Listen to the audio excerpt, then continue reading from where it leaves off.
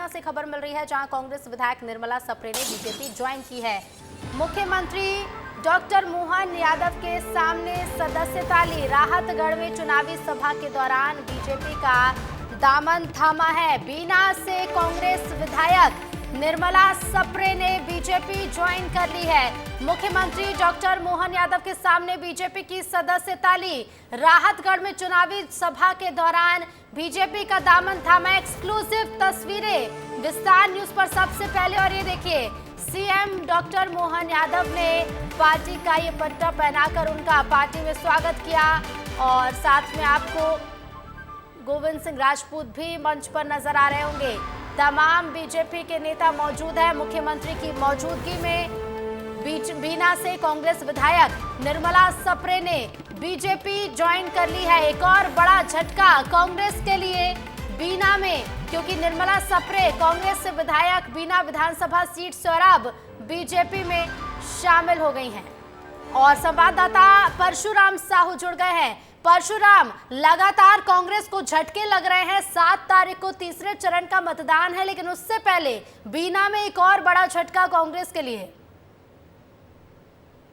जी रेनू, हम अपने दर्शकों को बता दें कि कहीं ना कहीं कांग्रेस के लिए एक बहुत बड़ा झटका है, क्योंकि जिस तरह से लगातार जो है कांग्रेस के लोग जो है भाजपा ज्वाइन कर रहे हैं। 2 दिन पहले सागर लोकसभा में मतदान है, उसी को लेकर 2 दिन पहले सागर की बीना सीट से विधायक निर्मला सप्रे ने मुख्यमंत्री डॉक्टर मोहन यादव के समक्ष जो है भाजपा की सदस्यता ले ली है। वो मोहन यादव सुर्खी विधानसभा के राहतगढ़ चुनावी सभा को संबोधित करने के लिए जो है सभा को संबोधित करने के लिए पहुंचे थे। उसी दौरान उन्होंने ये सदस्यता ली है। जी बिल्कुल। इसके साथ ही परशुराम, देखिए, ये कांग्रेस के लिए तो एक बड़ा झटका साबित होगा, लेकिन इसके साथ ये भी बताइएगा कि लगभग कितने कार्यकर्ता हैं जिन्होंने समर्थन करते हुए बीजेपी ज्वाइन की है। जी, हम अपने दर्शकों को बता दें कि निर्मला सप्रे के साथ उनके जो तमाम जो ब्लॉक अध्यक्ष और जो भी कांग्रेस कार्यकर्ता हैं, उन्होंने भी जो है भाजपा का दामन थामा है। तो कहीं ना कहीं एक प्रकार से कह सकते हैं कि अब सागर जिले में कांग्रेस का सुपड़ा साफ हो चुका है। सागर जिले की बीना एकमात्र ऐसी सीट थी जहां पे कांग्रेस का विधायक था, परंतु अब 8 सीटों पर भाजपा का कब्जा है। जी बिल्कुल। शुक्रिया परशुराम आपका हमसे जुड़ने के लिए। और अब सीधे रुक करेंगे, भोपाल से संवाददाता विवेक पांडे जुड़ रहे हैं। विवेक, लगातार हम मध्य प्रदेश में देख रहे हैं कांग्रेस नेताओं के बीजेपी में शामिल होने का सिलसिला जारी है, लेकिन तीसरे चरण से पहले एक बड़ा झटका बीना में कांग्रेस के लिए।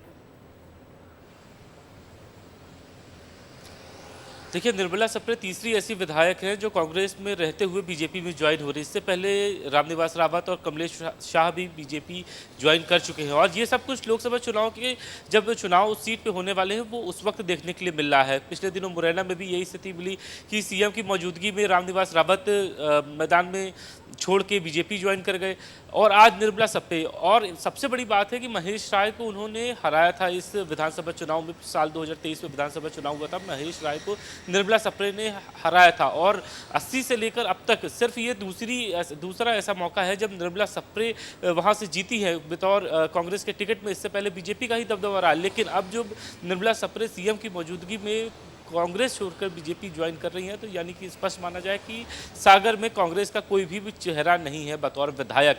ये एक सबसे बड़ी कांग्रेस की चिंता के लिए बात है। और दूसरा एक सबसे बड़ा महत्वपूर्ण कारण है कि जब तीसरे चरण के लिए लोकसभा के चुनाव हो रहे हैं, ऐसे में अगर मौजूदा कांग्रेस का कोई विधायक छोड़ के जा रहा है तो ये कांग्रेस के लिए बड़ी चिंता की बात है।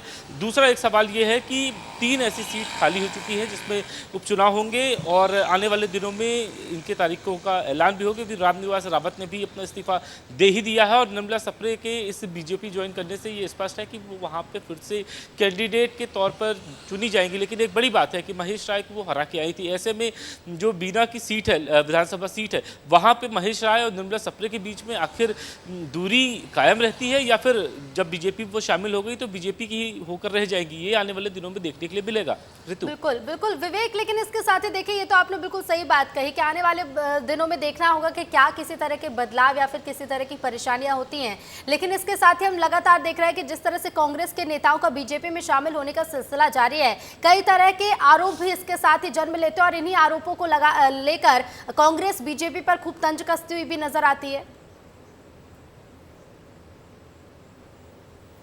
बिल्कुल सही बात है। कुछ दिनों पहले गोविंद सिंह राजपूत के साथ पारुल साहू भी बीजेपी ज्वाइन कर रही थी और उस वक्त हमने ही उनसे सवाल किया था कि आखिर क्या मजबूरियां हैं कि वो अचानक उनका हृदय परिवर्तन हो गया और अंतरात्मा की आवाज़ उन्होंने सुन ली और कांग्रेस को सनातन विरोधी चेहरा बताते हुए बीजेपी ज्वाइन कर ली थी। हालांकि उन्होंने ये भी स्वीकारा, हमने जब उनसे सवाल किया कि आखिर मजबूरियाँ क्या थी, आप 2 दिन पहले उनके घर पर CBI की रेड कंडक्ट हुई और उसके 2 दिन बाद ऐसा क्या बदलाव हुआ कि आपका हृदय परिवर्तन हो गया और आप बीजेपी में चली गई। तो निर्मला पारुल साहू ने ये कहा कि ये उनका निजी विषय है और वहीं गोविंद सिंह राजपूत ने कहा कि वो शहर से बाहर थे जिस दिन छापेमारी हुई, लेकिन बीजेपी में अब कोई आ गया है तो उसका पूरी तरीके से मान सम्मान रखा जाएगा। यानी कि जिस तरीके से पारुल साहू और गोविंद सिंह राजपूत एक दूसरे के खिलाफ चुनाव लड़ते थे, अब एक ही पार्टी में है। ठीक इसी तरीके से निर्मला सप्रे वो भी विरोधी रही है महेश राय की। महेश राय को चुनाव में हराया है 2023 के इलेक्शन में, अब महेश राय भी बीजेपी में है और निर्मला सप्रे भी बीजेपी में। ऐसे में कैसे तालमेल बनेगा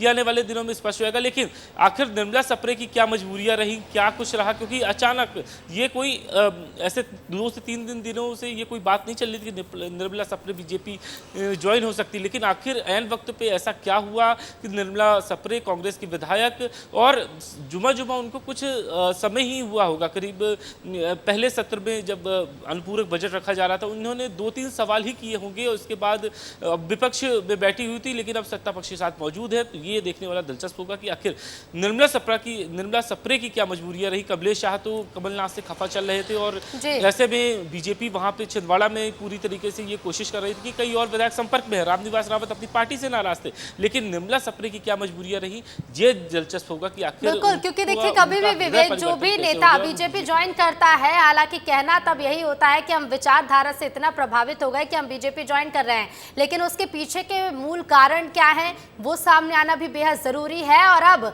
बीजेपी में चूंकि शामिल हो गए तो इसके बाद तस्वीरें किस तरह की बदलेंगी सागर लोकसभा में, ये भी देखना बेहद दिलचस्प होगा। शुक्रिया विवेक जानकारी के लिए।